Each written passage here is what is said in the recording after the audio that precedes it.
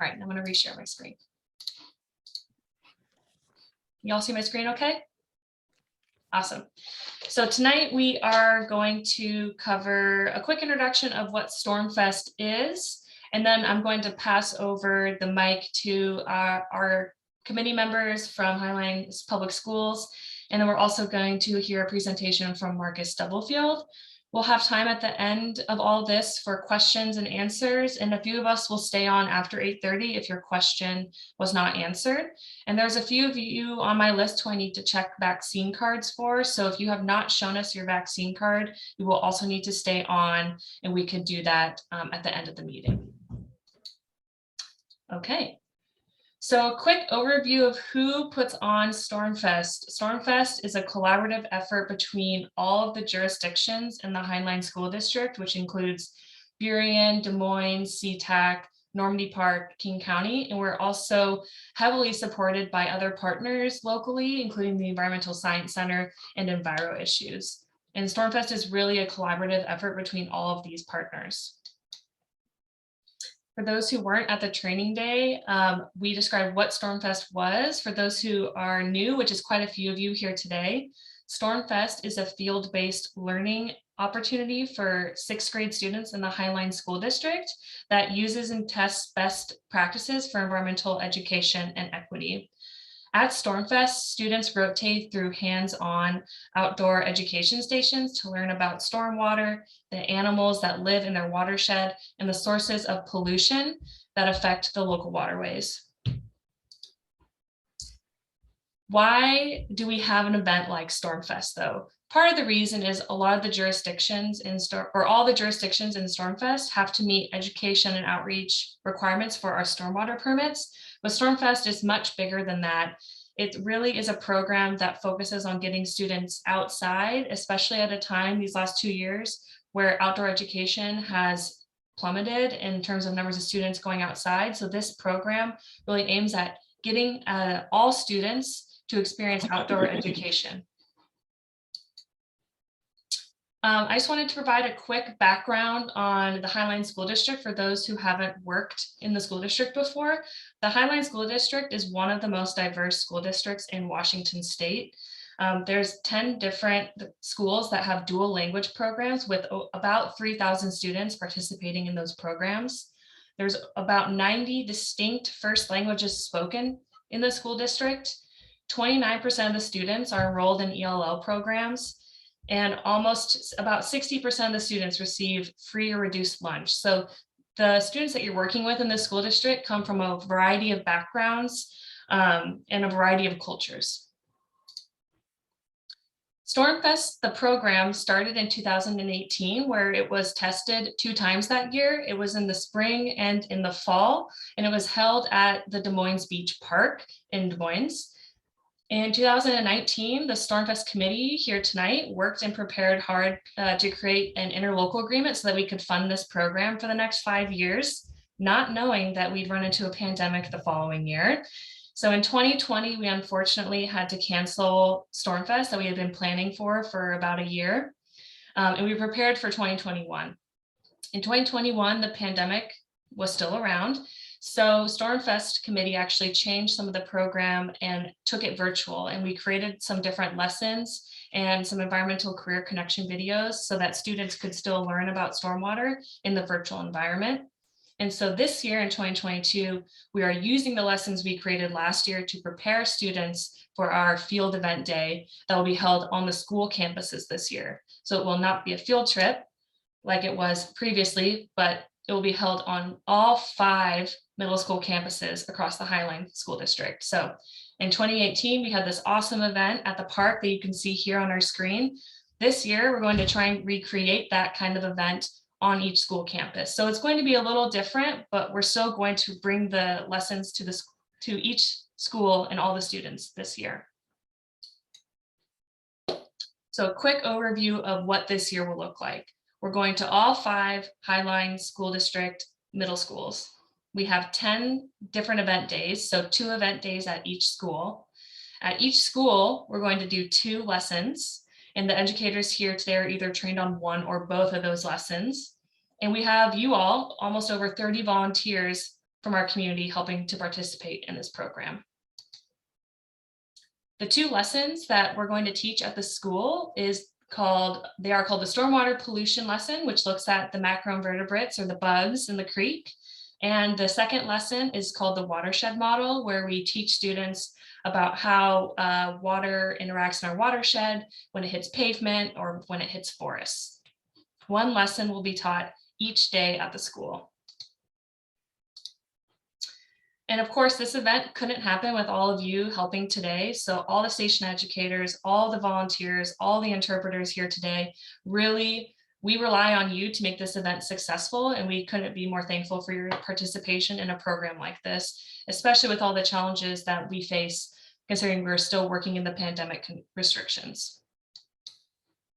So just a quick reminder before I turn this over to the other presenters tonight is that we've gotten a lot of questions around logistics, and we will be answering all those questions towards the end. But for all educators and volunteers, you're going to be arriving at schools about 30 to 45 minutes before the first StormFest lesson is taught. So for example, next week for our Glacier Middle School students, all educators and volunteers will be arriving between 7:30 and 8. So we'll get into more of the logistics at the end of this training day, but I want to make sure we have enough time for our other presenters. So I will stop sharing my screen and turn it over to Dana and Erika from Highline School District. Thanks, Paige. We're just really excited to have everyone here tonight and looking forward to learning along with you and teaching you a little bit about our students in Highline. So I'll go ahead and introduce myself while Erika is getting her screen set up. My name's Dana Dyer, and I've been in the Highline District for over 21 years now. And I'm currently a secondary science specialist working out of central office. And my colleague is Erika Hubbard. Hi, y'all. I'm Erika Hubbard. I am a social emotional learning specialist, also based out of Highline Central Office, which is just a real fancy way of saying that I work with students of all ages around emotional regulation and working with other those things, social and emotional. Am I on there? Is my screen presenting, Dana? Yes. Perfect. You are on the first slide. You're good to go. All right. So we thought we'd start off with a little welcoming ritual here. And Paige, if you could get ready to set us out for breakout rooms in a moment. But just to get everyone started here, we want you to think back to when you were in middle school and how you would describe yourself. So for your viewing pleasure, we found some of our middle school photos. So here you'll see this is my 7th grade school picture. And because I started middle school in 7th grade instead of 6th, and I was a really good student. But you know, like other 7th grade girls, I remember that I was really preoccupied with making new friends and who my friends were dating and the boy I had a crush on and why my teachers were being so mean. And I wanted to know, you know, did these new people I was meeting, did they think I was nerdy or snobby or friendly? And you know, how did I want to present myself to all of these new faces? And then finally, of course, you know, would the thing I was wondering the most is, would my 80s style big bangs have enough hairspray to keep hold the entire day? So I'll let Erika talk about her middle school experience. I love the bangs, and it's a great picture.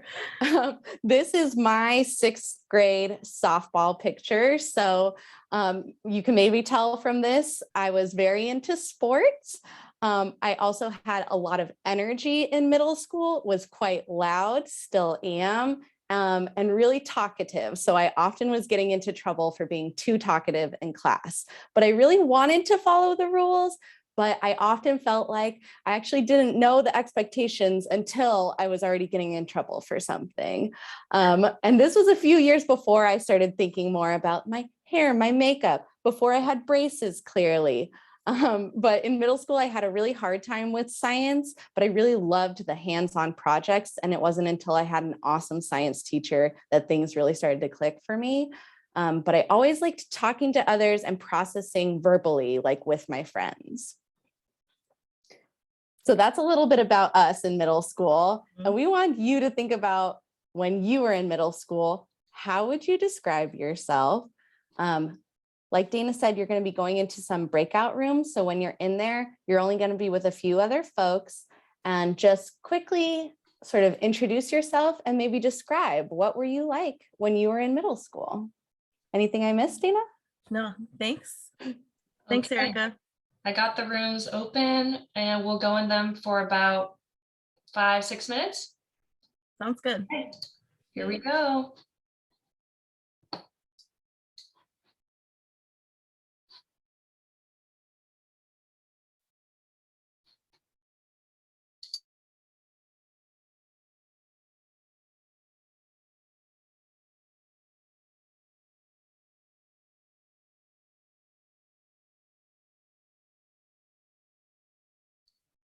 Hey, Alyssa, do you need help getting to your room? Do you have a room to go to?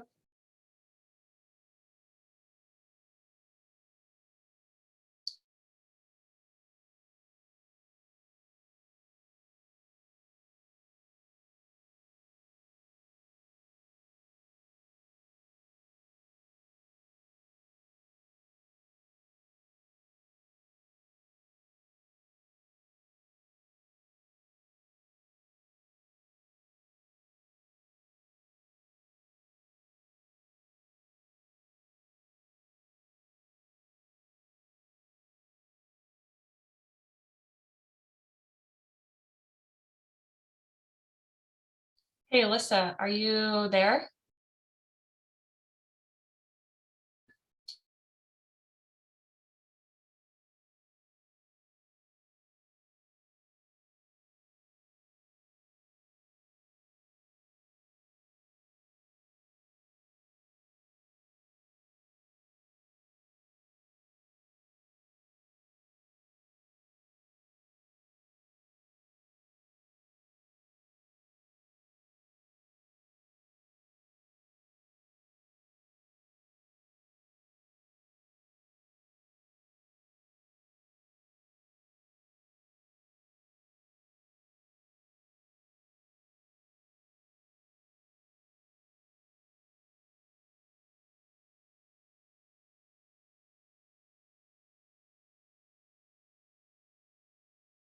Hey, Alyssa, do you want me to move you into a room?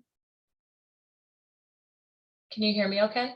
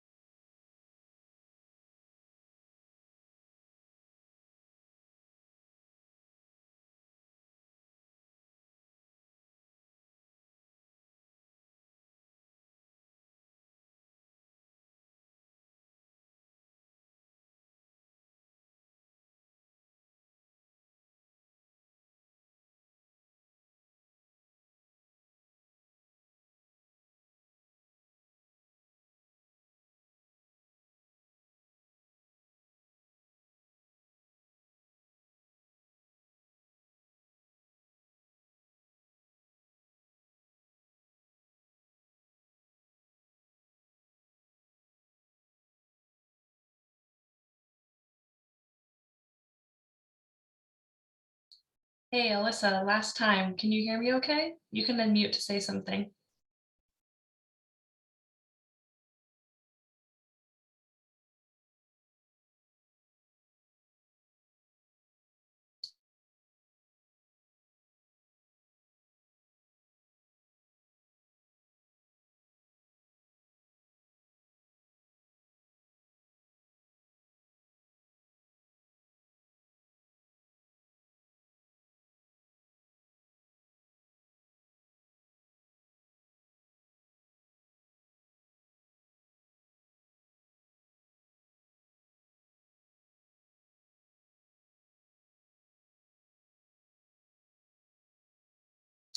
Welcome back.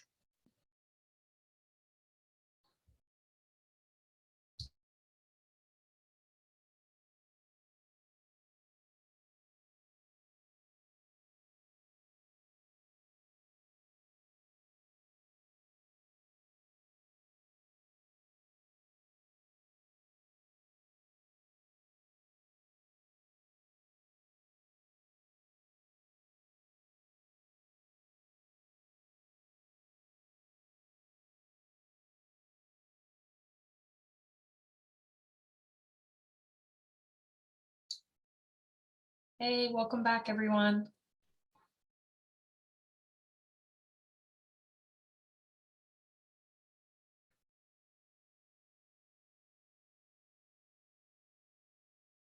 All right, you're back. I don't know about y'all, but I had a great time in my breakout room. So I hope that you enjoyed or just connecting with some other folks, maybe thinking back to what your middle school years were like. For some of us, it's been a while, so I had to really refresh my memory when I was thinking about middle school. But we really wanted to start with a welcoming ritual, which is one of our Highline 3 signature SEL practices. So it's just basically a chance to check in before you get into the content. So this is something that we recommend our classroom teachers and anybody working with students does, actually, a chance to sort of check in, connect, maybe do a fun prompt, maybe think about how their day is going before getting into the content. Anything else about that, Dana? No, sounds great. Yeah, thanks for the breakout rooms page. So we are, now that we have done that welcoming ritual, we are going to talk about some of our goals for today. So we're really just going to share a bit about adolescent development, what are students sort of experiencing right now, what is typical of adolescent development, and then talk through some supportive strategies for engaging students of all backgrounds. And we started with the welcoming ritual. We're going to get into this portion on engaging practices. So we're going to be talking through some of the engaging practices. Some of those include, as you'll see on this little card here, collaborative problem solving. You're going to be doing this in your lessons. Utilizing student and community funds of knowledge. So this is all about sort of students already know about topics, connecting to their lives. And these are all throughout that I have already previewed that y'all have. They're amazing lessons. And then creating a lot of opportunities for participation. So as much as we can on Zoom, we're also going to try to create some participation options. We're going to be asking you some questions, having you think, and it'll be a quick session from us. But please feel free to take care of your needs while you're on this call. If you're somebody who likes to move around when you learn, do it. If you need to have snacks with you, do it.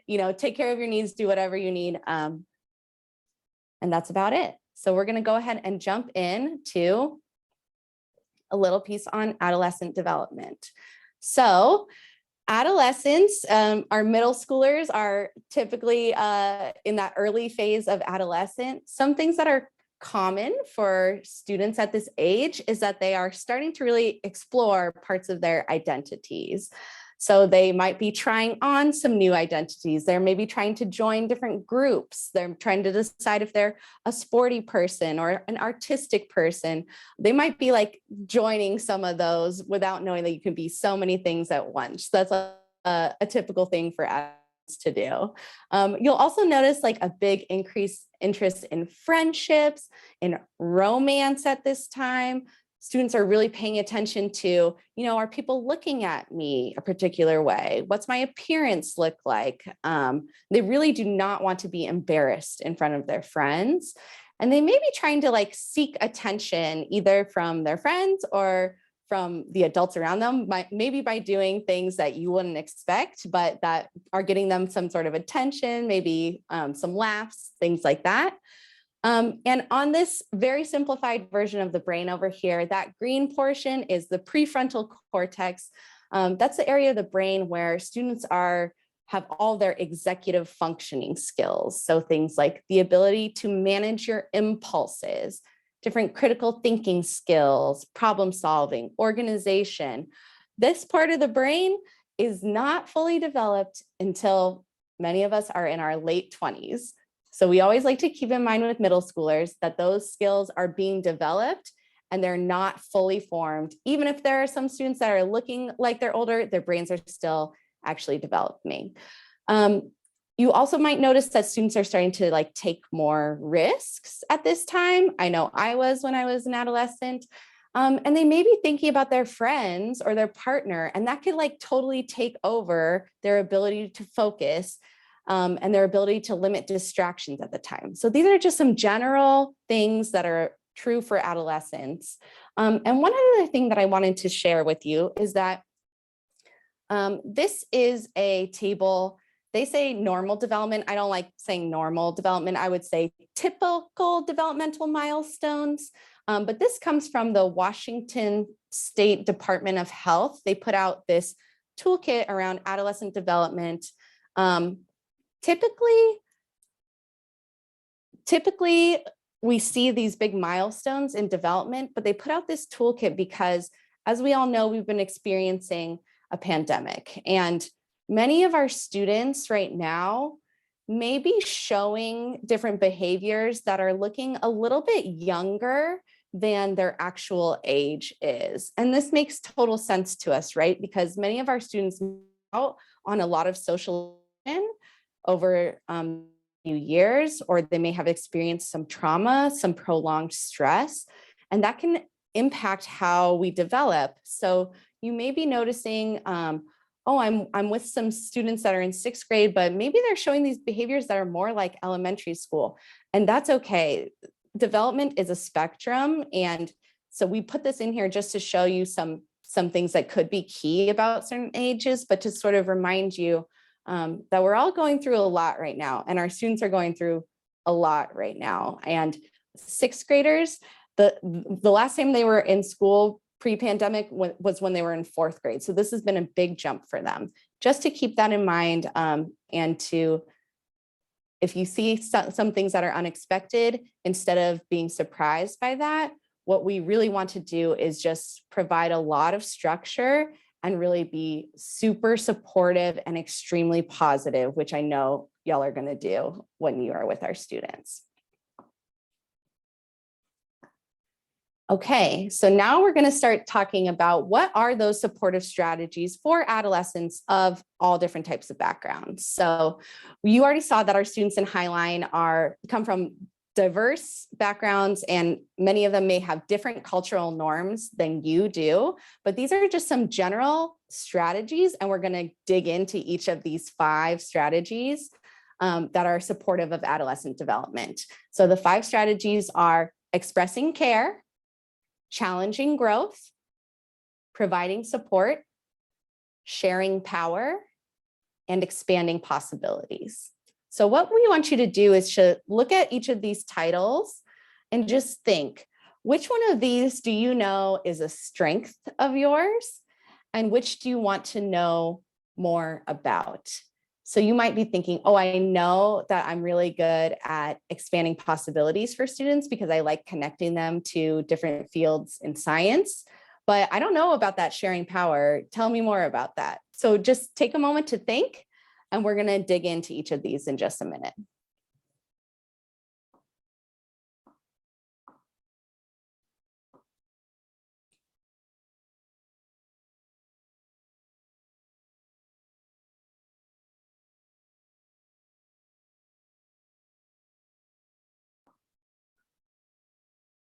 Okay, have you thought of your strength and your area that you want to learn more about? If so, we're going to go ahead and move on, and I am going to pass it over to Dana to explain some of these big ideas. Hi again, everyone. We're going to go ahead and start with expressing care. Now, keep in mind, you're not going to have a lot of time to spend with our students that you'll meet, but we want you to make sure that you're always, welcoming them with a warm enthusiasm, letting them know that you're excited to be there with them that day, you're happy to meet them, or you love spending the day doing science with them. You have to catch their attention right at the start. And then once you get it, you'll have that space to let them, quickly know what your expectations are for your lesson. And in terms of providing support, our students love to do hands-on activities, but sometimes they might need a little extra support, especially if they're not certain what to do. When that happens, don't assume, if they're not getting started with a task that you've to do, don't assume that they're ignoring you. It may be that they just don't understand, or they want to make sure that they're doing it correctly. So you might start by asking them, do you need help getting started? And think about how that sounds compared to something like, do you understand? Which can kind of sound like you're assuming that they don't understand. And if you pose it in that way or with that tone, they might get defensive, or think maybe they might think that you think less of them because they're not understanding. So I would always, start by saying something like, "Can I help you get started?" Or "What are you working on there? Can you explain it to me?" So just think about your tone and how you're approaching them with the questions in order to provide that support, to be able to show that you care. I love those examples. And when we think about the phrasing that we use and how Dana was talking about the tone that we use, another great strategy is to just offer two choices.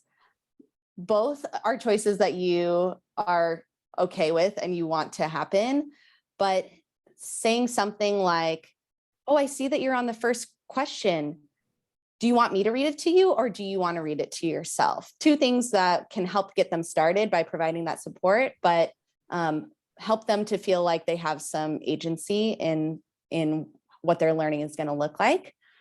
And we also just wanted to highlight practices to really avoid. So the opposite of these. So that would be really try to avoid doing any sort of public reprimand or shaming, calling students out in front of other students. This can actually make some behaviors worse. And if you remember when we were talking about adolescent development, students are really sensitive to being embarrassed in front of their peers at this time. So try to make any corrections, if you are making any, more private and individual. And like we were talking about with cultural differences, sometimes you might notice, for example, many different cultures have different ideas around making eye contact. If you notice a student is not making eye contact and that's a cultural norm for you, it might not be for them. So instead of calling them out and saying, "Why aren't you looking me in the eyes?" maybe just consider if there are other ways that you can engage the student without having that explicit eye contact, for example. We're going to move on to our next two. So these two are challenging growth and sharing power. So challenging growth, one way that you can push students to keep getting better is really praising students for their thinking and giving them that positive reinforcement for whatever it is that they're doing so that they will continue to do that. And Dana's going to give you a few examples of that. But we really also want to encourage questions and to let students know what you expect or what to expect during your presentation. So it's sort of like how you got an agenda for this meeting, letting students know, like, how long am I going to be here, or like what's really happening, things like that can really help calm the brain down so that they can be able to focus a little bit.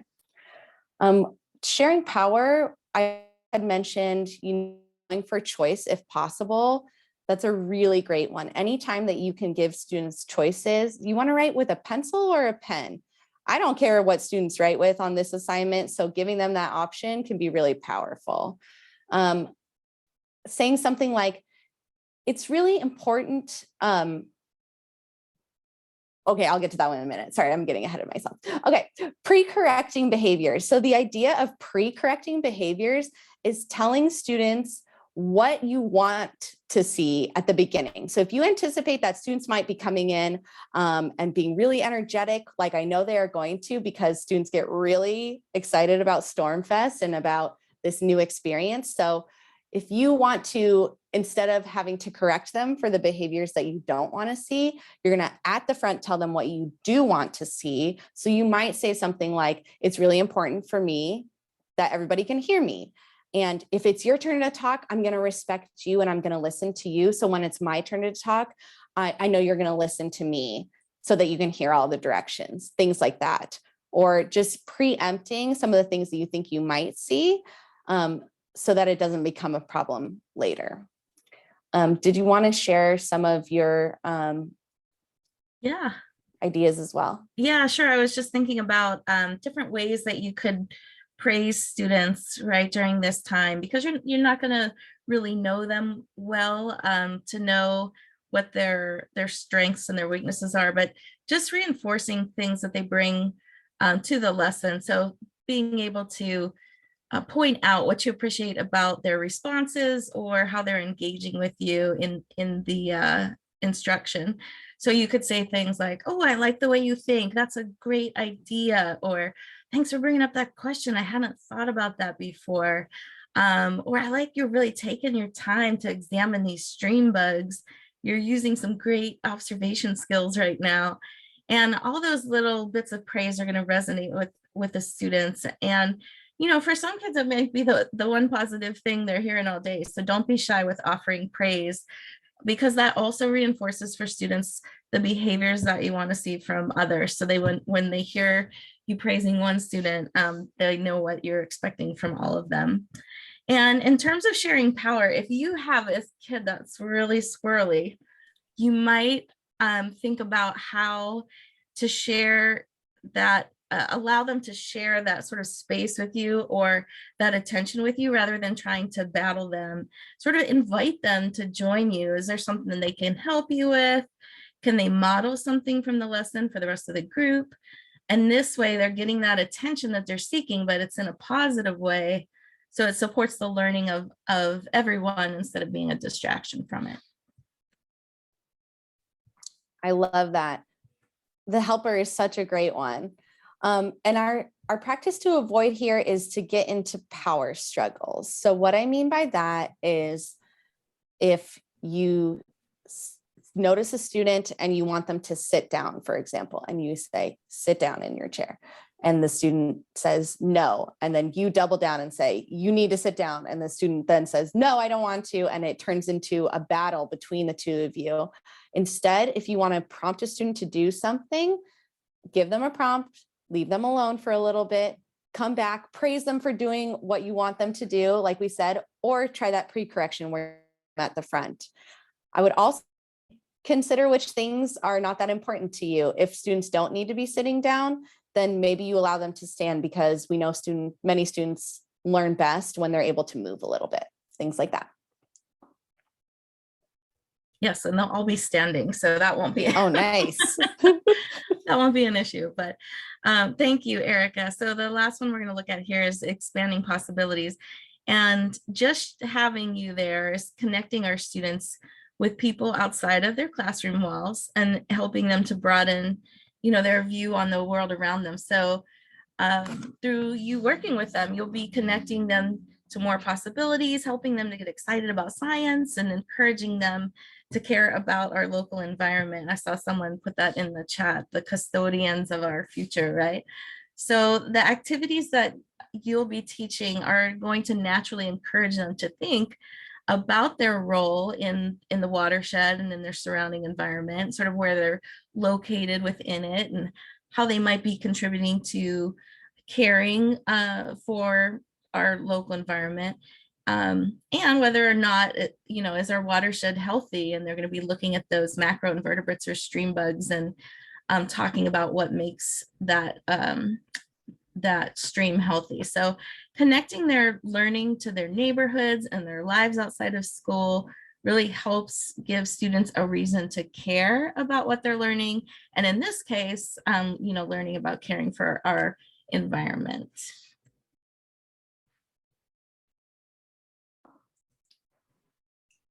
I can't believe I used an example of chairs, and there's no way they're sitting in chairs.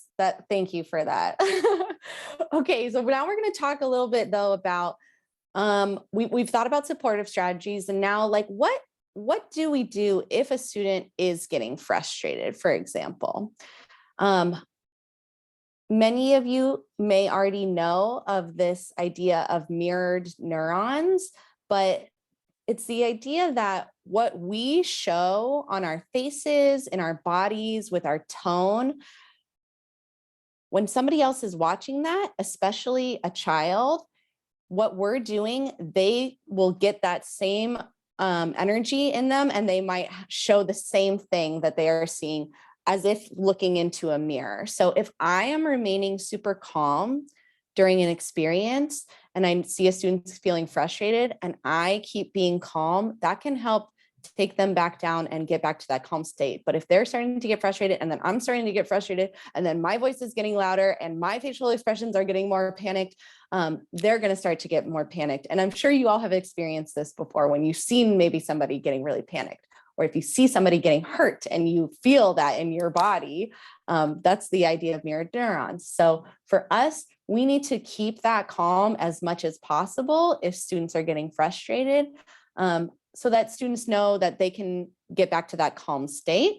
And one thing that we sort of say in the behavioral world that I am in is Q-tip. So quit taking it personally. So if a student is not engaging in an activity, there are so many reasons why they might not be engaging in that activity that could have nothing to do with you. So instead of feeling upset or defensive or something like that, go back to those strategies. Think about, can you offer them some choice? Can you ask them a question about themselves that will get them invested? Things instead of taking it personally. Easier said than done, but we put it in there. And here are some sentence stems that you can use if you are noticing that. So I'm a big fan at middle school of the check-in, just check in. Hey, it looks like you're feeling a little frustrated. Anything I can help you with? How are things going? Remember, you can raise your hand if you need anything, something like that. Do you want to take a quick break?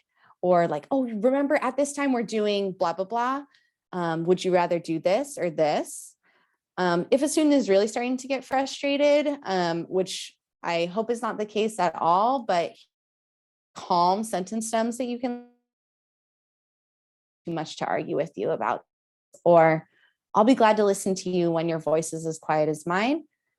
I can see you're frustrated. What would work best? More time or more help? So these are some to just keep into your back pocket, and you'll just notice my tone and all of that. I'm not getting frustrated. I'm just really being calm and allowing students to save face. So maybe that check-in is what actually helps them get back. Oh, did you remember that you can raise your hand if you need help? And then they can raise their hand and be like, oh yeah, what do you need? Things like that. Really allowing them to be successful by directing them in that way.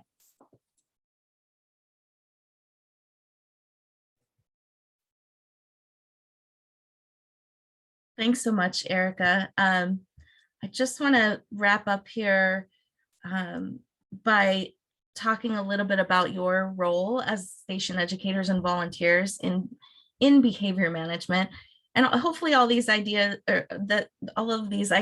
and tips and tricks that we're talking about will help you be proactive in helping to manage those classes of students. But it's not your role to discipline a student. So some reminders here, just set some simple expectations up front with each group, make every attempt to avoid those power struggles, be proactive in engaging them, and consider ways you might pull students in who want to sort of share that space or attention with you. But please don't attempt to really discipline students for behaviors that you might consider to be disrespectful. In the event something extreme happens, which could certainly happen, and you need help with a student because of behavior, consider some kind of maybe signaling system with a fellow adult. So whether that's the teacher or a volunteer or the station manager, that might help to de-escalate any situation that's making you feel uncomfortable or other students feel uncomfortable. So maybe ahead of time you do a check-in, like, hey, if I do this little hand move, that means I need somebody else to step in. But it's certainly not your role to discipline, and we want to make sure to connect with the teacher in charge of that classroom to help support our students with things that may occur. So thank you for that. And one last one. Thanks. You want to do this one, Erika? Sure. So we started this session with a welcoming ritual. You talked about what you were like in middle school. We then got into some strategies, some engaging practices, some ways that you can be supportive to adolescents. And our last SEL signature practice is an optimistic closure. So what an optimistic closure is really wrapping your time up with something positive, thinking about something that went well today, something that you are looking forward to. So again, these are practices that we encourage our classroom teachers to do. And then you can do this with your group. You can just ask them, hey, what's something that you really enjoyed today? What's something you learned a lot about? What were you proud about today? Things like that, that really is in the resilience literature. It's all about that forward thinking and keeping students, even if they got frustrated during an activity, bringing them back to that positive place so that they leave having remembering that really like amazing experience that they had with y'all. So for our optimistic closure, we want you to think about one strategy that you learned about today that you'd like to try out at StormFest. And you're going to type it into the chat to share it with the group. So I will be quiet for a little bit of time so that you can focus and type one strategy you learned about today that you are going to try at StormFest.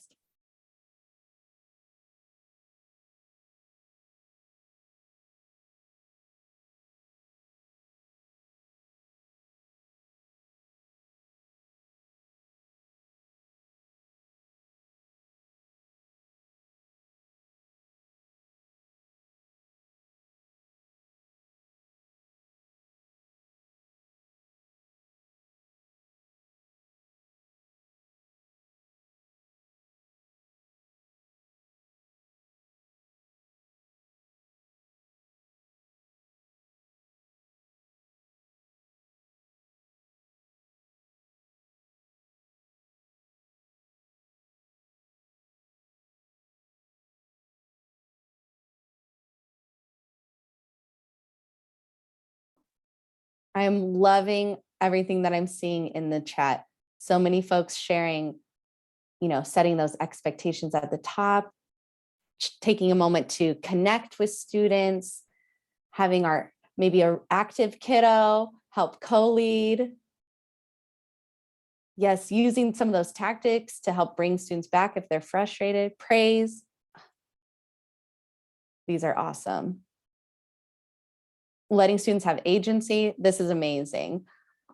Thank you so much for participating in this. And our students are really amazing. And we are so thankful for all of you for volunteering and working with them. And I know it's just going to be an awesome time. So thank you so much. And thank you for having me here today.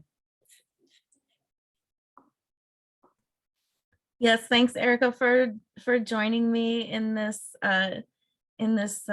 presentation tonight. I really appreciate your support, and I hope you can join us at one of the events so you can see what the students are doing. Yeah, thank you so much, Erika and Dana. I guess we have a little bit of time right now. If people have questions, would you be willing to stay on for just a little bit longer if people wanted to unmute and ask questions?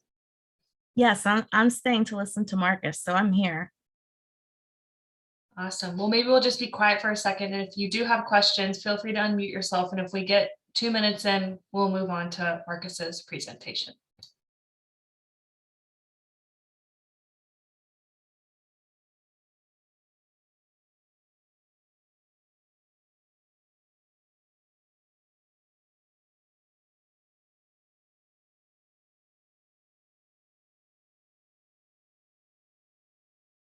Not seeing any movement. So if there are any questions, we'll make sure to forward them to you both afterwards. So thank you again so much, Erika and Dana. Paige, there's a question in the chat about students with paras. Will there be students with pairs? Thanks for calling that out, Iris. Dana, do you want to respond to that?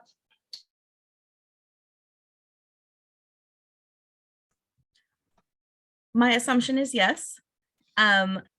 There will likely be some classes where there will be a teacher along with a para in particular classrooms, and that might be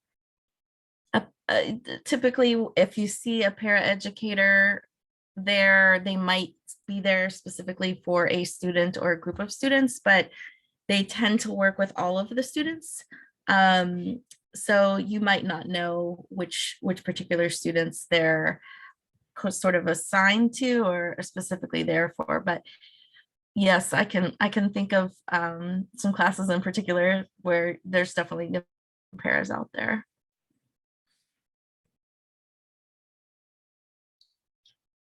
Another question in the chat. I think I see Erika nodding her head along. But for the recording, Erika and Dana, what have been your biggest moments of satisfaction in reaching a student at a tough moment?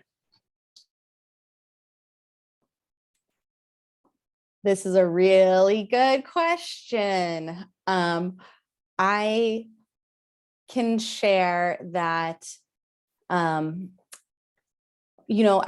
like I was mentioning earlier, our students are going through a lot. You can imagine, I've felt extreme stress over the past few years, and you can imagine the stress and the prolonged stress that our students are feeling as well. So I recently was working in a middle school, and I did see a student who was feeling quite frustrated with an interaction that they had before coming into my classroom. So I'm using this example because I'm thinking of students who may have been at another station or something might have happened before, and they're coming to you and might be feeling frustrated. And I told the student that if they needed some space and they needed to take some time, that's okay, and that I'm here for them. And I want them to have a good rest of their day. So to take that time. And then I started asking them questions that had nothing to do with school and really started to just talk to the student. And I really had a wonderful conversation and got to know the student. And of course, after that, the students started to share why they were feeling frustrated because we had already had that connection.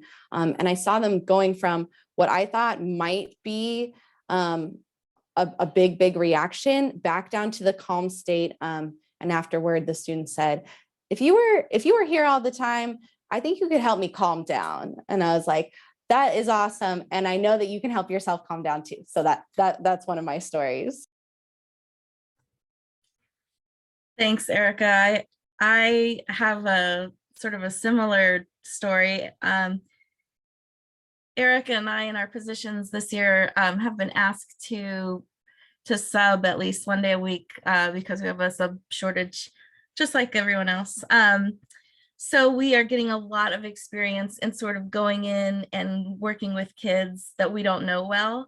And I had a similar experience in a middle school where I was going to be there for several days in a row, and I had a student who was on a behavior plan, and I really struggled the first day. And so that day or the next morning, I was talking to the principal about something else, and I said, hey, I'm not sure what to do about so-and-so. And once he told me a little bit more of the story, then I felt a lot of, compassion for this kid. And the same thing that Erika did, I just started to about and then I found out all these things about him.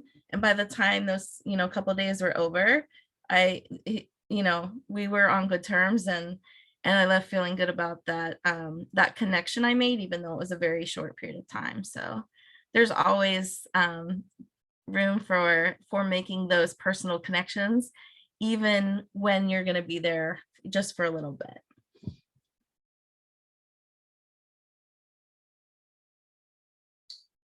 Thank you both for sharing.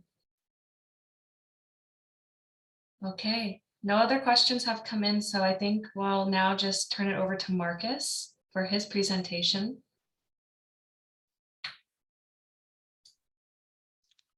Thank you all for having me. I appreciate y'all leaning into our babies. I call them all our babies because that's who they are. And eventually they will be our future, and we have to remember that. Let me start off by telling you a little bit about me, because I think that's helpful. My name is Marcus Stubblefield, lifelong Seattleite, raised here, a father, first and foremost, husband, son that was raised in community, in a big family. And so with that comes everything. That I happen to hold the position of the Criminal Justice Policy and Strategy Section Manager for the King County Executive Office. My background is gang intervention. I did that for 25 years. I did youth development for another 15 years-ish. And I've slowly moved into my work, which is the criminal legal system. But my job, as I tell people, is to provide a human element to an inhumane system, right? The system sees you as numbers and widgets that process through, but these are individual people with lived experience, histories, and stories that got them to a certain situation. And so I talk about that because that's important for framing. And so what I tell my educators is the better you are, the less I am. So the more engaging we can be with our young people, the less conflict has, which pushes them out, right? Usually behavior is a symptom of something larger. Not having access, not having support, not a lack of consistency, all of these things play out, and then a behavior happens. And then we label the behavior and treat the behavior instead of that individual that's sitting in front of us, and really trying to understand what's behind that. You all are going to have limited time, right? But your first impression is your last impression. How you walk in the room, how you set the tone. That's why I was really appreciative of the way Dana and Erika framed it. They gave you some valuable nuggets that will help you to be engaging. So let me start. That's a little bit about who I am. I'm a father of 4, 2 adult children, 2 young children. 28, 27 are my boys, 9 and 11 are my girls. So I had to be, they keep me awake at night for different reasons. So that's my story. That's probably the most important job that I'll ever have, is being a parent. So I start with that. I hope there are a few other parents in the room that can relate to that story in the history of being a parent and the evolution of being a parent. I'm going to slowly shift into, shouldn't be a presentation. This should be a back and forth learning collaborative, right? I don't prepare PowerPoints. I want to dialogue with you because really I have a wealth of information, but so do you all, right? And it's about how we share that information to create space for young people to thrive, right? And so if we look at it that way, there's a couple of things that I'll talk about. And I'm going to relate back to some of the things that were talked about earlier with Dana and Erika, because I think that they had some powerful nuggets. So I want to start off by talking about the first way you walk into the room. You set the tone for a power differential and a power dynamic that is at play. And it's the parent, and it's a parent by age. I'm the adult, you're the child. Adolescence is all about testing boundaries, right? I'm trying to figure out who I am, what I am, and I'm not even sure. So the opposite is the mirror that you're putting in front of them. You're the adult with the wisdom, with the age, with all the things that comes with the adult, with the what's the word I'm looking for here? With the conditioning of how to be. And I'm this 11, 12-year-old trying to figure out who I am and what I am. So you are automatically in a direct opposition to me. And I'm going to push every button I can to get you out of your comfort zone so I can gotcha. That's adolescence, right? And so just think about that. The first thing I usually talk about is with this is you don't have to look like them or come from where they come from to teach them or to care about them. That's a false statement. Now, color competence helps because representation matters. I'm not going to say it doesn't matter, but you don't have to have that to connect with children. What children need: consistency, love, support, and nurturing. If they can get that out of you, their needs will be met. Hence, you will have success in engaging them, right? I think that's really important to establish.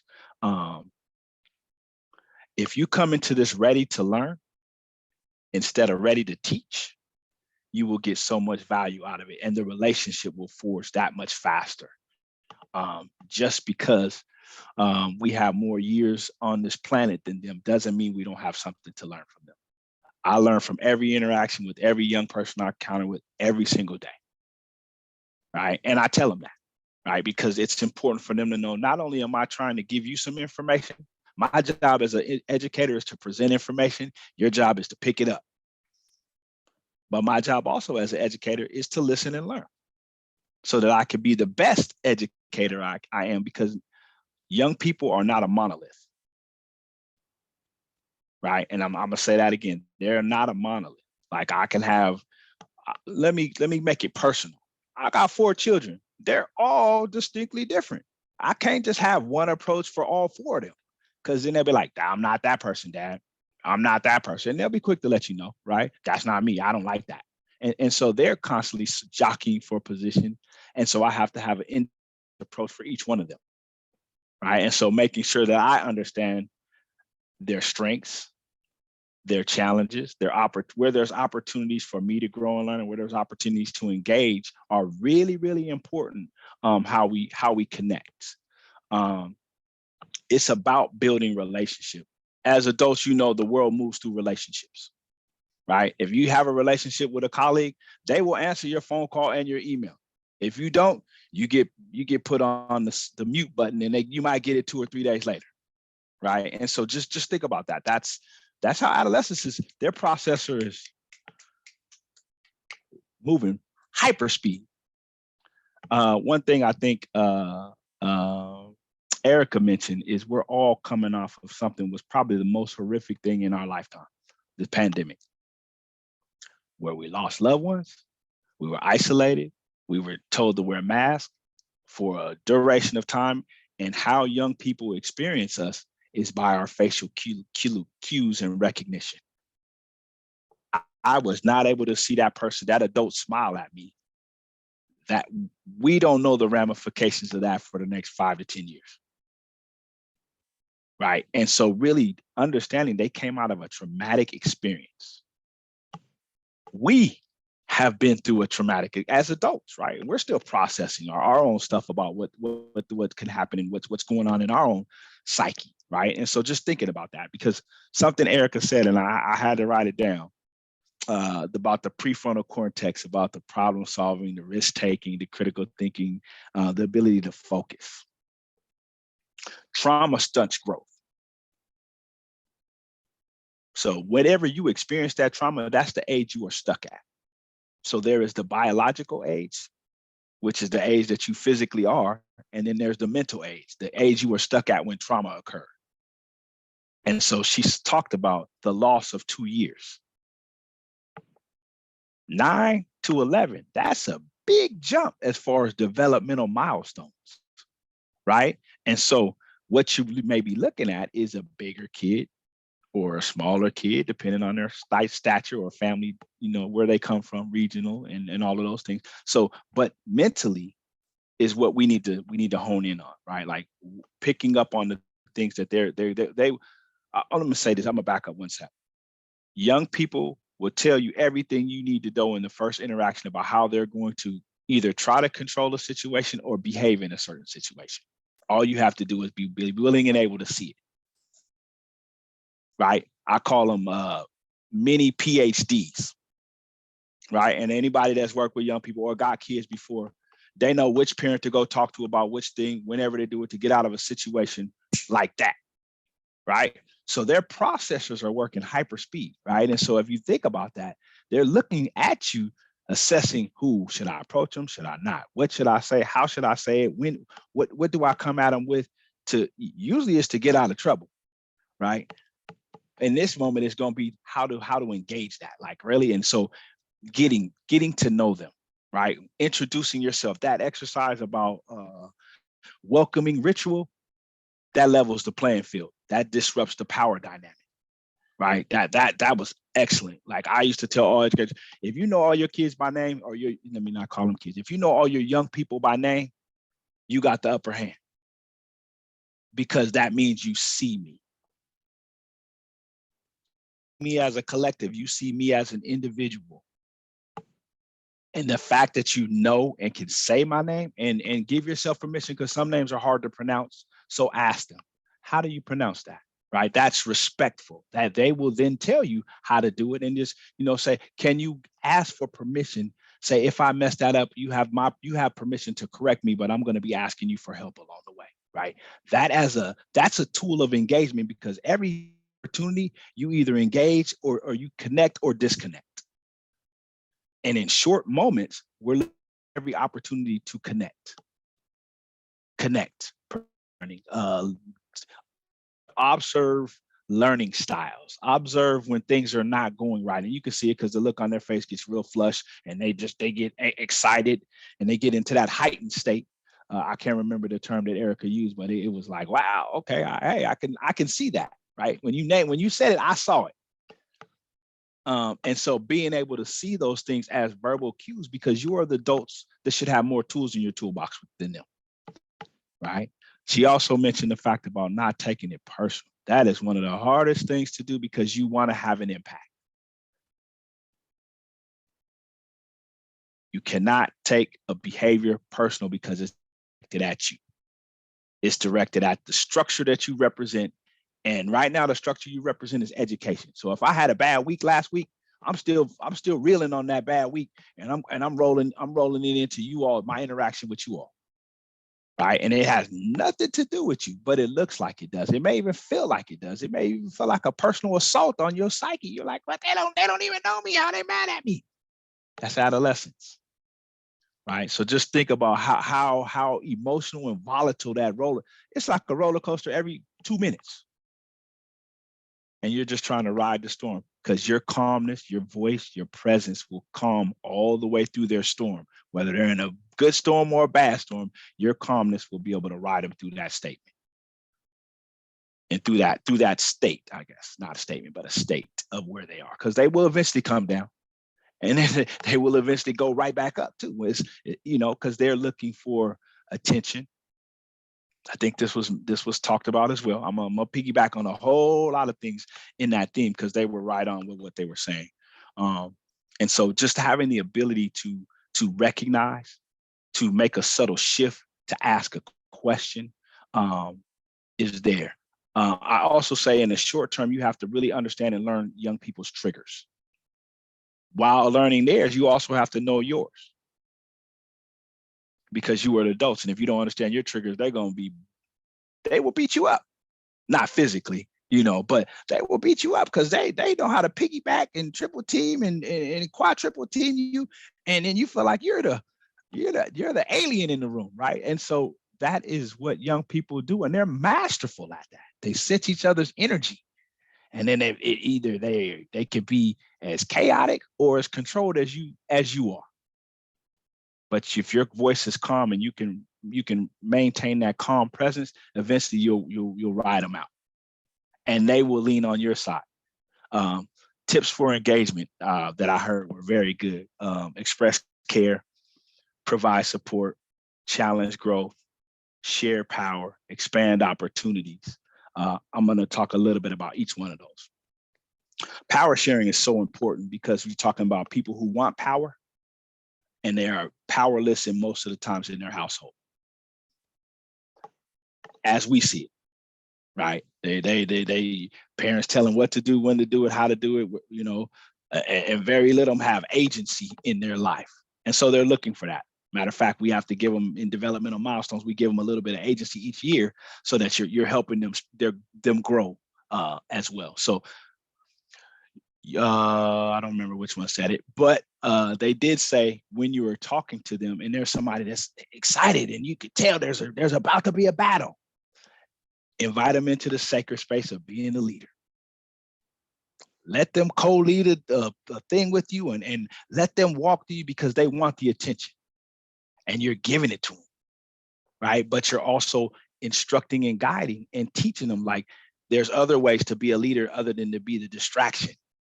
You could be the leader in a positive way and modeling that for them with calmness, right? Well, I'm coming back to that calm, modeling that with the calmness is so important and so critical to really just establishing that rapport. And then once you got the rapport, you're going to see them and looking back over at you because of the engagement and the way that felt, right? And then after you could talk to them, right? And so constantly giving them recognition and encouragement. I really liked how she had several words up there to do that. I got this part. I said the importance of messaging. Messaging is so critical with young people because there's an intent and then there's an impact. I didn't mean to slap you in the face, but I slapped you in the face. Did that stop it from hurting? Absolutely not. So it still hurt. And then how do you repair that harm once it's done so you don't push them away? And believe me, young people will congregate around that. And then they will villainize you or vilify you, right, for that. And they won't let you live that down. So don't ever make that mistake, right? So one of the things I say is, I always tell you, I never give up on you, but I give you the same energy you give me. You give me 20%, I'm giving you 20%. You give me 100%, I'm giving you 100%. And we can roll, you know? And so I'm going to value and respect you.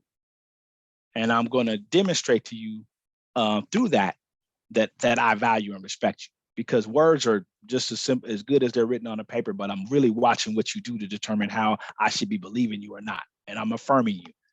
So if you say, give you an example. A lot of schools say, oh, we got restorative justice. But the minute something goes wrong, they go back to punitive policies. So I can't believe what you just said when you said you want to restore and you want to uplift and you want to rebuild, when the minute something goes different, it's going back to punishment, right? And so thinking about that, just talking about having credit in the bank. If I didn't put no money in, I dang sure ain't gonna be able to go use my debit card to take nothing out, right? And we're putting credit in these young people's banks. And that's the currency of a positive, supportive adult in their life, right? That's the currency that you hold. There's also power and control in the way we use language that is really important. The way you stand. You guys seen the police. How do police stand when they come? I'm gonna stand up. Is that approachable, engaging, or don't talk to me, right? And so you have to think about all of these things that these young people are analyzing as they're walking in the room with all this energy, bouncing off walls and doing all this stuff. You have to position yourself in a way as the adults where you're leaning into the conversation. Sometimes if I don't know if there's anybody in this room because we're on Zoom, but I don't know if there's anybody that is extremely tall. Sometimes you got to come down a little bit to get face to face to really engage in the dialogue, because your height is going to be a physical barrier, right? Because the power dynamic is you're looking down at me. And sometimes that's how young people will feel it, right? They'll be like, oh, you're looking down at me. You're like, I don't have a choice. I'm 6'5" and you're 2'6". Like I just can't, but that's how they interpret it. And that it goes back to that intent versus impact, right? So making sure that your language is soft, your language is supportive, your language is nurturing, your language is engaging, all of that, doing that. And I call it 3 ways. Like when I use language, I use it this way. I already said it's either a tool to connect or disconnect. I use descriptive language. I notice boom, boom, boom, boom, boom. Right? Because Erika said, and I remember her saying this because I'm coming back. Erika said a lot of stuff, and I'm gonna reach out to Erika. She said, when you are talking to them and you build them up, that is what they remember. Like that is where they're at. That's in that state, right? And so coming back to that, I notice boom, boom, boom, boom, boom. I appreciate boom, boom, boom, boom, boom. I have faith, or I know you can boom, boom, boom, boom, boom. Versus, well, why did you do that? Tone, body language, all those things are communication tools that we either engage, disconnect, or connect with, right? And so we have to be hypersensitive of that, especially since that has been turned off for these young people for the last 2.5 years. I can say that 100 times, and I hope I tattoo it on the back of your hand. Hypersensitive, because that has been shut off for 2 years, where they haven't even been able to engage with other people unless it's in your household for a year of that, right? And so their social cues are way off whack and out of balance and all this, and they're trying to figure out how to get it back. And all of a sudden you throw me in the classroom, I ain't been around other students in a long time, so I'm just bouncing off the walls. That's not bad energy, that's good energy, right? The fact that they showed up, that's a great energy. You came today, man. I'm so happy to see you. Here we go. We're gonna have so much fun. Now, the part where it comes to be a challenge is you won't have the time to build those type of relationships where you know cultural backgrounds and all that. And I don't want to make you guys mini psychiatrists. I don't want to do that because that's harmful. But if you use those tools of leaning in, engaging, how you use language to lift up, because most young people are corrected before they're connected with. Most, 90% of them, don't do this, don't do that. Not, hey, how was your day today? Nah, don't do this. You can't do that. Think about that narrative, even for those that got them in the house, how many times you tell somebody don't do something and how many times you lift them up.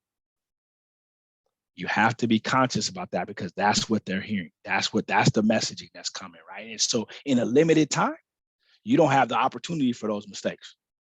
You have to be on it. You have to keep it going. Your energy has to be well. You have to just keep it moving because those are important cues that are going to help build that relationship.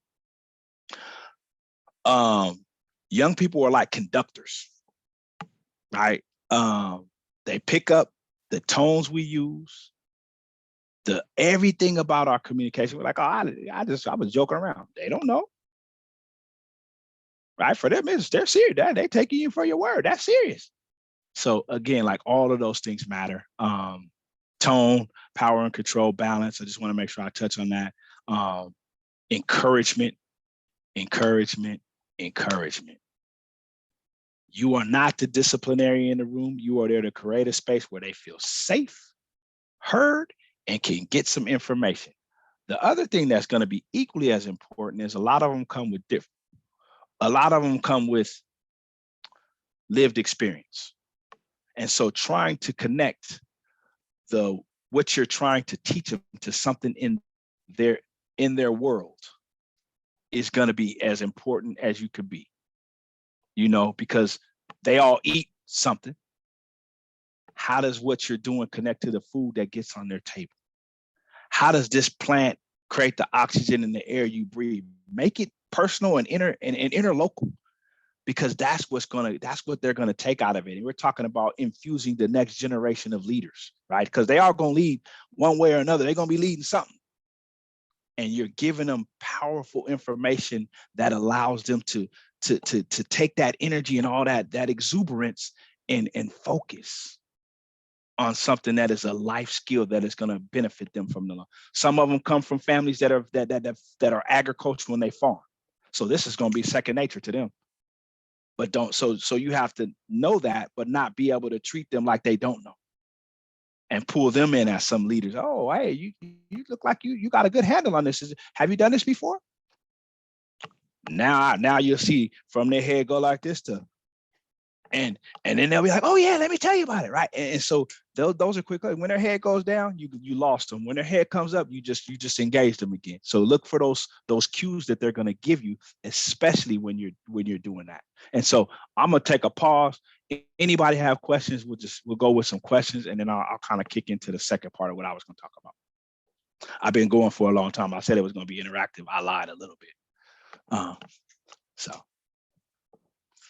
if there are no questions, I can keep going, but I'm here to you all to ask questions. I don't see any hand raises yet, so Okay. you can keep going for now, but I told them to hit the raise hand button, and I'll let you know when they do that. Thank you very much. Be courageous. I think you already took the first step of being courageous by offering and volunteering to work with our babies. Now, bring your tools and your harness, your best abilities into the space, because that's what it's going to take to really engage these young people. The other point that I'm piggybacking on, pick your battles. Not everything is worth winning or losing, right? It's like, I don't got to win this. Okay, I know I'm not going to win this. Divert. Oh, hey, I like those shoes you got on, man. Are they comfortable? Or, hey, I like that sweatshirt. Change it up, right? And they're in the moment, like they're like squirrel, right? And so they're gonna go down any rabbit hole you take them. So if they're heightened, compliment. Notice something about them that individual. Now you notice my individuality, right? There's a hook in there, right? And so making sure you do that. You don't really have time to really get to understand their currency. That's important too, because if you understand their currency, it's easy to drive. I know what drives your bus. I'm in the front. That's easy to do. Every student is an individual and comes with a history. You won't have time to get to know their history, but you can encourage, hey, tell me a little bit about you. If you just have some downtime and you're right beside, hey, tell me a little bit about yourself. What kinds of things do you like to do? Log that, file that away, and then bring that back in the later part of the conversation. That means you heard me and you took an interest in me, right? Flag those little nuggets are all that we're looking for. But then they're going to pass on, and then they're going to come back and ask you a question later. Hey, you got a dog? And it'll be so out of context, but they remember something you said to them and come back. Hey, you like to run? I like to run and I'm fast. You are? Man, one day we're going to have to race. Don't set yourself up for failure though. But just making sure you're engaging them in those things that are seen as fun and all that, and give them wins. They're looking to win. Give it to them. That's where I'm talking about that power balance. You don't have to win that battle. Let them win. They probably don't get very many wins, so let them win. Controlling the dynamics of the group dynamics. You guys talked about, there was one question about, is people are young people gonna have paras? Assume everybody got a para, right? Assume everyone got a para. Now you're just coming in it with an open ball of wax where you're not using the para as a judgment or a label for how you should be responding or behaving with that particular person. So just assume they all got paras, right? And that levels the playing field and takes biases out of, and everybody has biases naturally, and that's just who we are. We're human beings. And so we got schemas and things that we put folks in these boxes and ladders, and then that's the treatment that they deserve based on how we've categorized them or put them. So we have to be conscious of that. And that's why I was saying the part I was talking about, know your stuff, but also know your triggers, because that's those things happen naturally and we do it without even consciousness. Right. So just making sure we understand that. Still no questions, huh? Man, I thought you guys was gonna be a lively group. You will be experiencing many different cultures, right? You may I see Mary's hand up. It's the only one I can see. Mary, you don't get to ask questions. Sorry. Go. No, I'm just kidding. I'm kidding. No, actually, I'm just going to reinforce what you said, which is, we're like rushing through these, working with the kids on this thing, but each like micro opportunity has weight. And like, I don't know about you, but I still remember things were said to me decades ago that were negative, right? and the positives didn't seem to glow that brightly. So right. yeah, I think it'll be a really interesting approach to kind of mindfully just be positive all day. Yep. Thank you. Yeah, no problem. I'm gonna give you guys a nugget, and this is what I tell all people that I work with, across school districts, judges, attorneys, whatever. I say, give it the my child test. If that was your child, would you talk to him that way? If that was your child, would you respond to it that way? And if you say no, then you probably shouldn't be talking, because that is somebody else's child. Right? Just be conscious of how we're building these up, right? And I'm going to also say this. If you could think about, you guys are doing the what was the exercise called? The ritual, to your deepest hurt, your deepest pain point as a young person. Some of us is right now, but think about that. Now think about this: not having the language, the words to express that. And you got to hold all of that at 11. What kind of person would you be? Right? Just think about that for 1 minute. That's what our young people are coming out of. Right? Just hold on to that and remember that. And so everything you is going to have encouraging, supportive, nurturing, loving, right? Because that's what they're going to hold on to. At the end of the day, my man, I had so much fun. And then that closeout is important, man. I really appreciate the way you said it. The optimistic closeout, connected to the future for them, because some of them don't see a future for themselves. Hey, how could you use that information, what you got today? Tell me a little bit about it. You know, what could you do with that? Man, I learned how, if I divert this water here, I can make a garden over here and I could grow vegetables and fruit and I can eat that. And then or this helps this, which leads to that.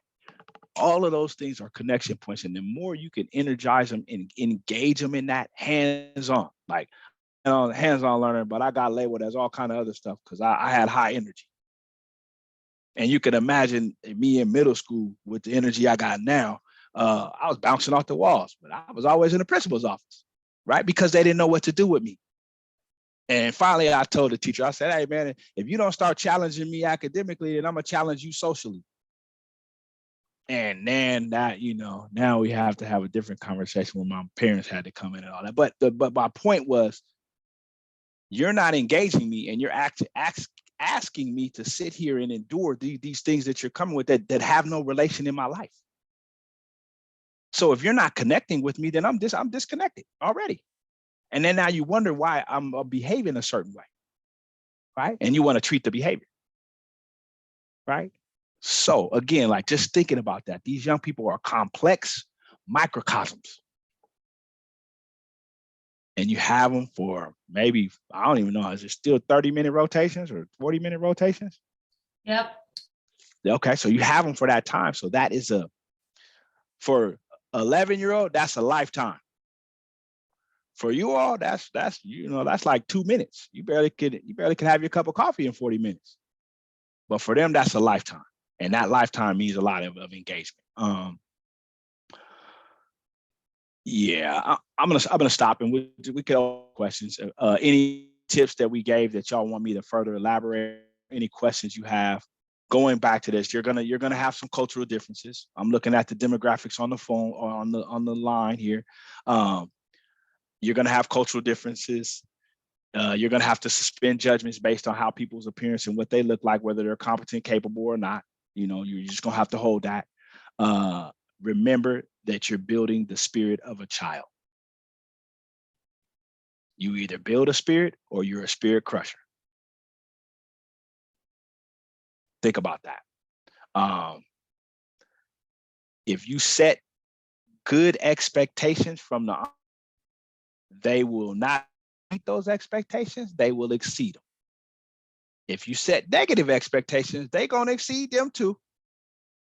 Right? So just be mindful of the environment that you set, because that's important for them. I see a couple hands up. Paige, are you calling people or? Yeah, I can call people. I actually had a quick Okay. question for you too. Sure. To kind of expand upon what some of your points that you've been making. We've heard from both you and Erika and Dana kind of about how to work with what seemed like individual students, but could you give us some advice on working with like groups, maybe like 2, 3, 4 students who are acting out in tandem together, and how you would approach a situation like that where it's kind of like a larger group scenario, you versus Absolutely. them? I have this theory. My body is my best tool, right? If a group of 3 or 4 are just they're being kids, but they're disrupting the other kids from the other young people from engaging and having fun because they want the attention. I'm gonna pull them up to I'm gonna go stand by them, just slowly move over. Hey, how's it going over here? What y'all working on? I noticed you guys got a lot of energy. How about y'all model that for the rest of the group? Right then it just goes, right? I didn't get a choice, right? Do you want to be the leader and model that to the group? Or do you want me to stand over kind of over you, but not in an authoritative way? Just, hey, what's going on? I notice there's a lot of energy over here. I would love to have some of that energy and share that with the rest of the group. Right now, I just diffuse the bomb without adding fuel to it. Right, because if you give them a platform, they're going to take the platform, and then it becomes a power struggle between you and them. Right, and so that's one way that you can do it, is engage them that way. Your physical body being present, and then asking a question about what's going on, and if they want to share that with the rest of the group. You got to be careful about that sharing with the rest of you, because sometimes them young boys be having some conversation. You be like, he farted, and then it just blows up the whole group, and then you lost control. Right, it will happen. Don't trust me, it will happen. So then you have to say, what is that? Hey, can we get that energy, and can I bring it up here, and we model something? Would y'all be willing to do that with me? Right, and then shift it, because like I said, their mindset is moving just like this, and so I just introduce something else, and then I get them off track, and then I got them back engaged. Right, walking them back to where I wanted them to be in the first place, reminding them of our expectations. Asking them a question about something different. Especially if somebody is wearing a certain thing, you could just interject that by noticing that. Hey, can you tell me a little bit is there a meaning behind that? And they were like, oh yeah, and you divert the mission, right? Mission accomplished, right? So those are ticks and tacks to really diffusing those group dynamics that are helpful. Thank you. I'll call on the next person I see, which is Jesse. So obviously it's all about the children here, but are educators allowed to have bad days? And what are your suggestions for managing that? You are a human being, right? If you're not, we shouldn't be talking right now, but you're a human being, and we have good and bad days, right? That's where it's important for you all as a team to check in on one another. Like, have a support person that you tap in with. Like, hey, I just really had a bad moment, a bad thing. So can somebody tap you in, let you go regroup, get some air, and come right back? Just constantly thinking about that. It happens. Like, we're adults, we all are coming into it with stuff in our backpack. Not your physical backpack, but like what I mean. Like, you don't stop living, you don't stop being an adult. They got to pay bills, go to work, and do all of these things, and have families to take care of, and going through a pandemic yourself. Give yourself grace, but understand where those pressure points are coming from, or those trauma triggers, and then have a relief valve, because you have to be able to tap out so that you can tap back in. Those are a couple of things that I like to suggest for people when they're doing it. When you're noticing yourself getting escalated, and if you don't tap out, it's gonna blow the whole group up, and then you're gonna blow the group up and send them to the next person who's gonna have to deal with the bomb that you just left for them.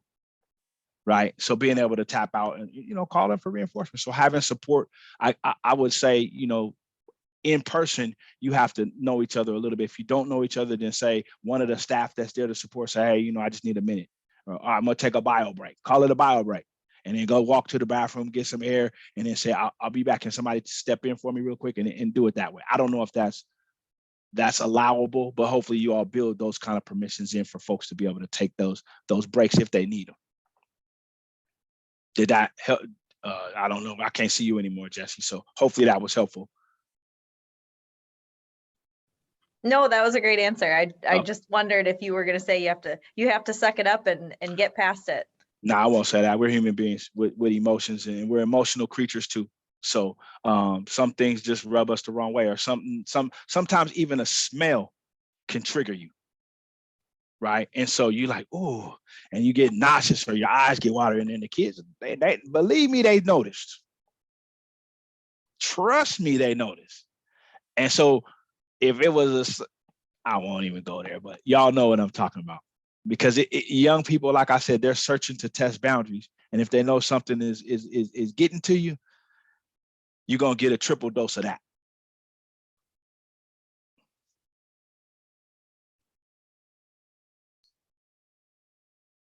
Anyone else want to jump in? Yeah, there we go. Mary. Hey, Marcus. Okay, I asked this question of our other educators. You know, looking back, I'm sure you've had a moment or two that really stand out where you were able to really redirect the kid. I mean, do you have a story for that?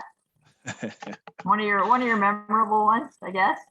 I got so many. It's hard to pick one. I, like I said, I used to do gang intervention services, right? And so you can imagine what that entails in going into schools when folks have their currency has been violence. And so because they have been good at it, they have gotten a certain persona or image that they got to uphold. But at the heart, you're still 13, right? You still 13, So at one time, the young man was ready to. He had his best, brightest peacock feathers on. Y'all know when a peacock gets excited, their feathers go out and then they rattle and they do this. But really, that's their shield or armor, so they don't have to fight, right? And I knew all the signs, right? And so I come into the office. Principal called me in the office. He's like, Marcus, I don't know what to do with him. He talked about he's going to shoot the building up. And I walked in. I was like, hey, man, come. I said, I'm not going to say that. I said, just let's go for a walk. We go walk outside. He's like, man, you don't even know me. You don't even know me. I said, all right, well, but I'm going to get to know you on our walk, right? We don't just walk and talk. And I said, what happened to you to make you so hard? And the boy just started crying. He said, nobody ever asked me that. And I was like, we gonna still walk and talk.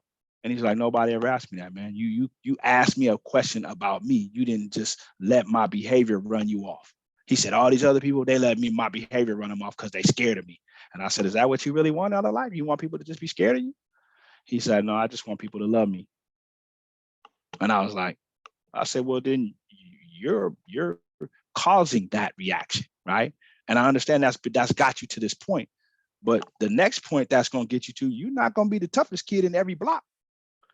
That means somebody's going to pull your car, and then you're going to have to do a certain thing that may take you off this planet. And he was like, well, I never thought about it like that. And then we started dialoguing. But when we walked back to the office, I said, you know what? I think you owe those people an apology, man. And he was like, well, they got to apologize to me first. I said, well, let's just be accountable for ourselves. I can't ask them to be accountable for themselves unless you're going to be accountable for yourself. And, once we did that, then he walked in, he apologized, and the teacher just started crying. I was like, what's going on here? Like, she was like, he's never shown remorse for anything. And I said, well, you got to create an environment where he feels safe. Right now, his defense mechanism is violence. And so because he doesn't feel safe, he's never felt safe. So until you ensure his safety, you're not going to be safe. And they were like, can you stay here? Can you just stay at our school? I was like, I got to go back to work. Like I'm going to connect with him later on. We're going to go do some things and I'm going to bring him to our program and we're going to work on that. But, just the nature of when you have the ability to connect with a young person to break down those walls, you get that inner child. Right. And that's really what I was trying to do, is crack the walls to get to that inner child. So then we could do work. Right. Because it's hard to work with somebody when they're in their peacock mode. Because they got to have a persona, they got to have this, and so that's hard to diffuse, and so you got to break through that, and whatever that is, that strategy or tactic that you use to get there, you have to do that, and then you can then see the child come to life again because they really want to be that. They just have had to do that. So, thank you for the question. Thank you, Andrew. Well, Marcus, yeah, thank you for your presentation here. I guess I really had like the reverse question of Mary, as you talked about being the principal's office routinely. I mean, who is an educator, someone that did reach out to you and kind of did get you a little bit more involved, and like how did that play out on bringing you into this kind of path of compassion, and continuing that work for the youth? My mom was a community nurse growing up. And so she worked in the neighborhood health clinic, and just that was her job. Like, she did that. So she instilled in me early on. Like I said, I was raised in community. So it was never a question of what I was going to do, how I was going to get back. It was just when. But I did have a teacher. When I didn't have a teacher that looked like me till I was in the 9th grade. And I had a 6'5" Black woman in the 9th grade. And her name was Miss Walker. And she didn't play, but she loved us, right? So we whenever we wanted to, but when you came in Miss Walker's room, boy, put them, so she told it to you the way you needed to hear it, so that it was serious. But she also nurtured you and loved you in like no other. She would invite us over her house on Friday nights to cook dinner for us, right? So she was that tough, but she was also that loving. Right. And so that was the one that really grabbed me and was like, hey, you better than what you did. I can see through all that. And when you in here, you gonna act right. And if I see you in the hallway and you ain't acting right, we gonna have a conversation. And everybody just was afraid of Miss Walker. And she had 4 sons, and they were always over 6'8" too. So you wasn't playing with Miss Walker. Great, thank you. Mm-hmm.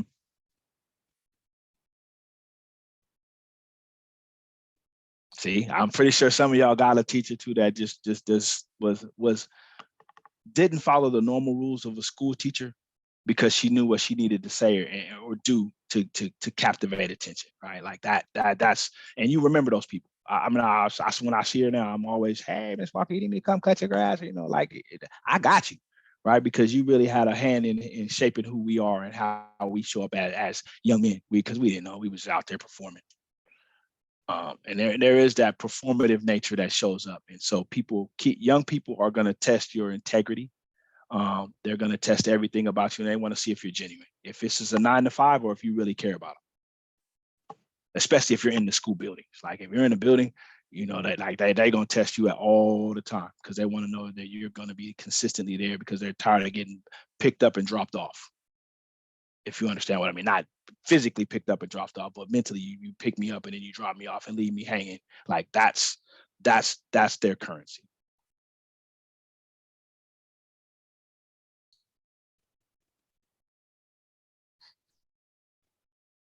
Thank you for your question. Was it Andrew? Or I can't see your name anymore. Yes, Andrew. Thanks, man. Yep. Party Soul, go ahead. Thanks, Paige. Hi, Marcus. Just wanted to say I really enjoyed your presentation and just everything you had to say. Although I'm not a station educator or volunteer interpreter, I'm part of the StormFest committee. Mm-hmm. I want to say, like, my inner middle schooler just was like, thank you so much for validating my feelings, for teaching me, both you, Marcus, Dana, and Erika, for helping me understand what I was going through when I was in middle school. I didn't know why I was acting the way I did or thinking the way that I did, but it definitely just made a lot of sense. It clicked. So just want to say I really appreciate everything that you're doing for the students now. And my inner middle schooler, thanks you so much. Tell your inner middle schooler that I appreciate that. Now, there's also another part that I didn't mention, but this is another. We talk about color competence, but we also talk about cultural responsiveness. If anybody speaks another language, and you have a young person that you identify that speaks the language, say hi. Right? Say hi in that language. If they don't speak it, you explain what you just said to those that don't know. And if they do speak it, get back. Natural connection. right? That language, the speak a language with someone that is unique and individual to you is really important. That's validating. You're validating somebody's soul when you're able to do that. And then you can't get mad if they don't speak it back, because sometimes our young people don't inherently get the gift of the language because they're growing up speaking English, because English is the currency here. But however, if they do have that, you just touch their soul. Now, if you don't speak a language, don't try. Just leave it alone. Right? Leave it alone. You know, but you can inquire what language is spoken, right? I don't know how to speak, but I would like to learn. Would you teach me a word?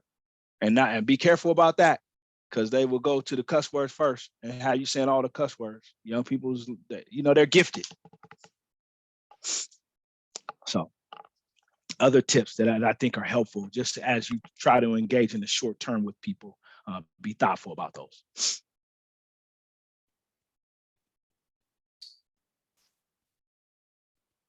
Just waiting to see if anyone else is going to put a hand up really quickly.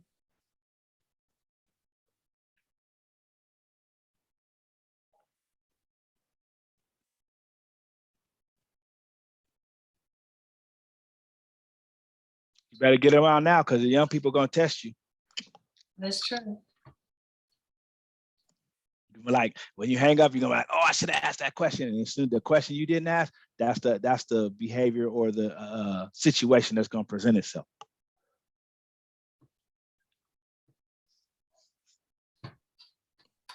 If there are no more questions, we can move on to the next segment. But I also want to reiterate what Marisol said to you, Marcus. Thank you so much for your time tonight and helping us kind of like reconnect with the way we acted when we were 13 and 12. It's hard to sometimes think back to those moments and be comfortable in the way we felt then. And knowing that going into the events next week, I know I feel a lot more prepared going to work with middle school students now than because one, a lot of us here, this is not our normal job, is to go work with students. So this is exciting that we get to take these tips and tricks with us.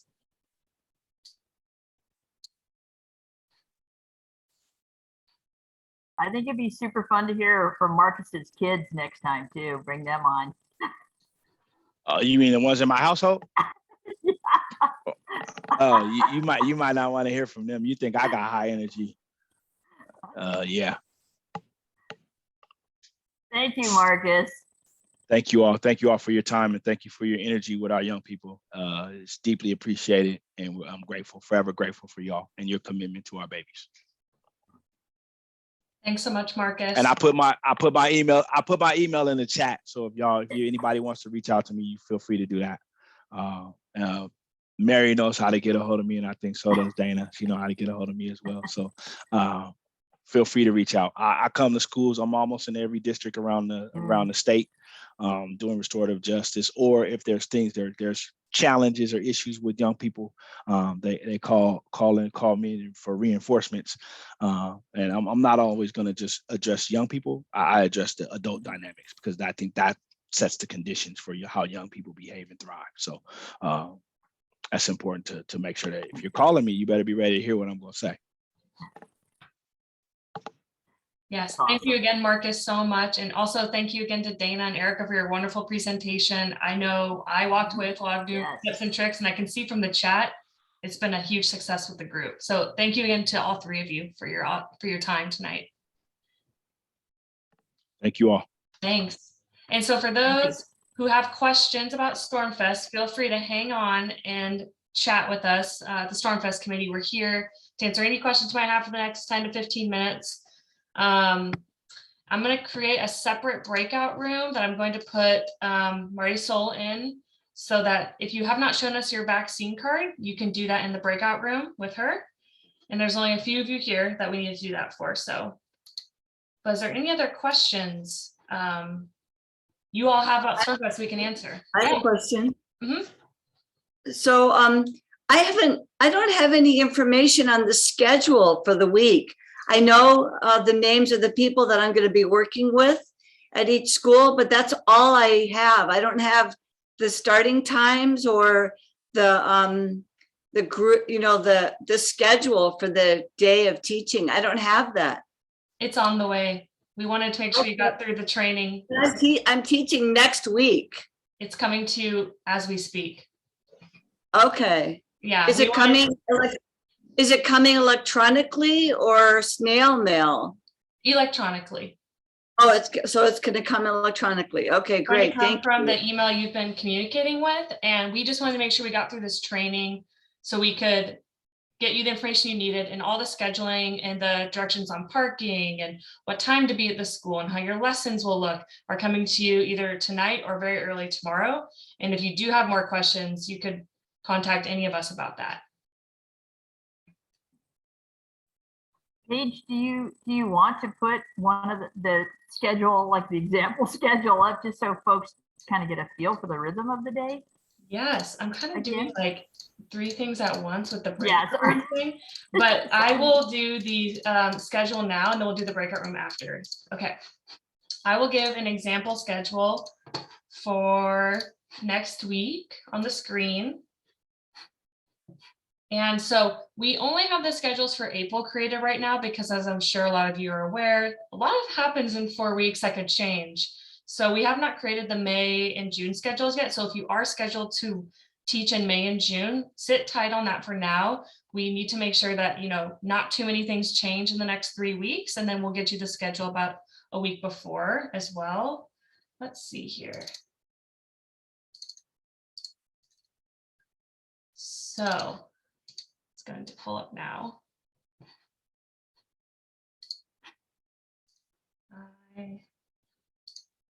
It is going slowly.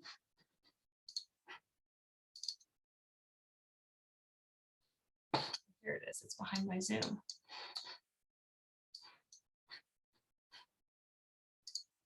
Let me just turn off my camera because I think my internet's going slow.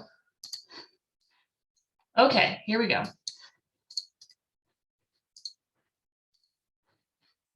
Can you all see it okay? Okay, so this is the first side of the screen or the paper. It's a 2-sided paper. It tells you who you're teaching with that day, which teacher you're teaching with, and what the station number is for that teacher. And so for April 25th, you can see that for the watershed model lesson, we have 8 station educators joining us. 2 are with Hilda, 3 are with Roseanne, and 3 are with Leslie. And all the stations will be outside. Down below, you see on April 26th, if you're teaching the macroinvertebrate lesson at Glacier Middle School, it tells you the same teachers. So it's the same 3 teachers, same stations, but it's a different lesson. So we have different educators coming on that day. Scroll all the way down to the other side. It gives you a breakdown of your schedule, starting from when you need to arrive at the school to when you're ending and what to do during that whole time period. So we have the bell schedule on the left and your actual teaching times on the right. So you'll see that the bell rings for first period at 8:35, but your lesson won't begin until 8:40. The students need to have time to drop off their backpacks and, mill their way outside. And then your lesson will end about 5 minutes before the bell rings. And then they walk back to class to grab their backpacks and their books. You'll have about a 5-minute break to clean up your lesson. And you'll see the grayed out sections actually mean you're not teaching during that period because the teachers have a period where they don't teach science. So at Glacier, that second period, so you won't have a lesson to teach during second period, you'll take a break. You'll go into third period. I've noted here that you're not allowed to take any photos during third period. That's for students who have photo restrictions. So just adhere to that the whole time while you're there. It tells you when your lunch is, and it tells you when school ends. And at the very bottom, you'll see we have StormFest committee contacts for the school that you're working at. Does that help answer your question, Lori?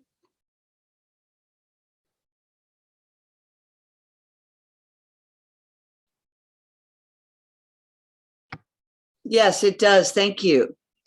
You're welcome. This will be coming to you tomorrow. So if you are at Chinook, it is actually a little bit different.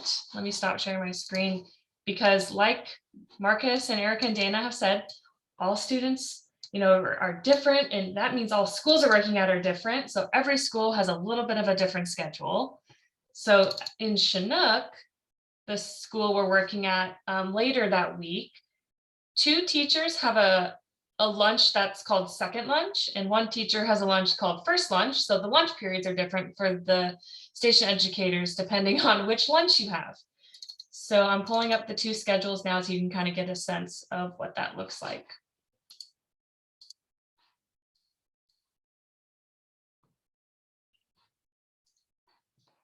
Okay, here we go.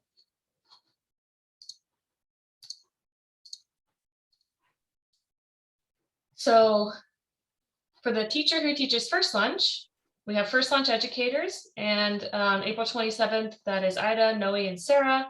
You can teach the watershed lesson, and on the 28th, that's Alyssa, Tyra, and Shay Lee.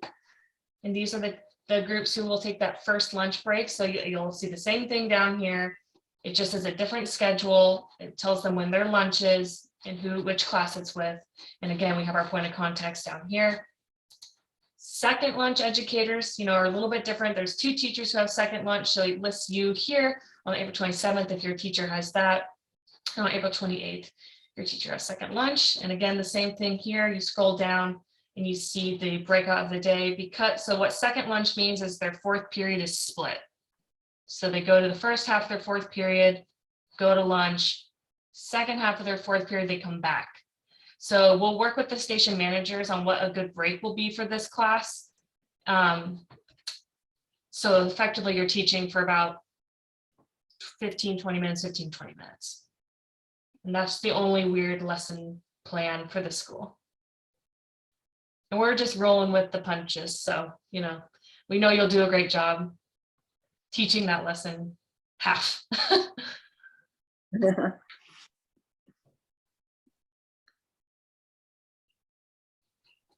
All right. I'll stop sharing and come back. I missed maybe some chats. Oh, there we go. What else can we answer as for questions people may have about StormFest?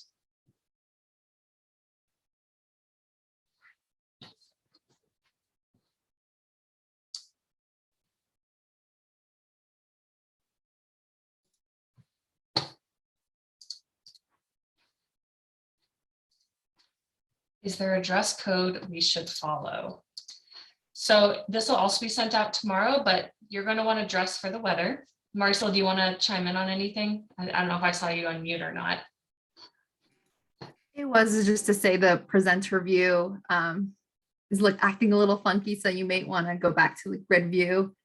Oh, okay.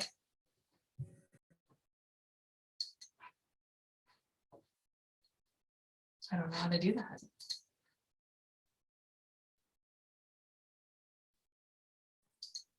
And I would definitely take a look at the weather and consider it, because on our training day, a handful of folks came thinking that we were training indoors and we were training outdoors, and everybody got really cold and wet. And I was missing a couple layers myself. So just keep that in mind and maybe bring a couple extra layers. I haven't looked at the weather report yet for next week.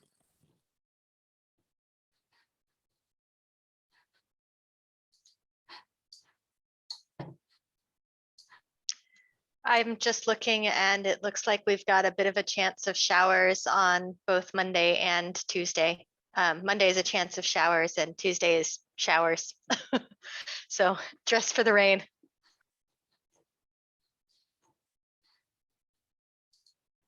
Yes, and we will have some canopies, but not enough space to cover everything. So come prepared for the rain. Waterproof shoes, waterproof jacket, hat, beanie, reusable water bottle, coffee in a reusable mug.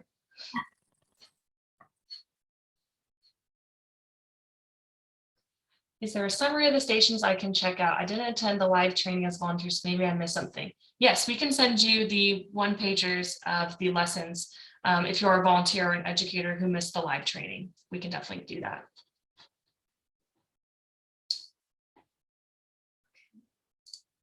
I'm going to put people I know that need to do the vax thing right now in breakout rooms. If there's anyone else, feel free to let me know.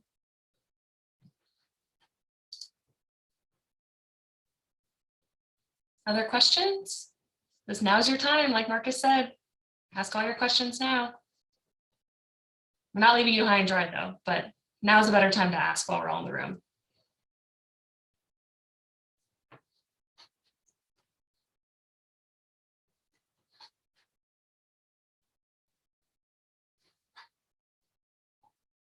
I'm going to stop the recording.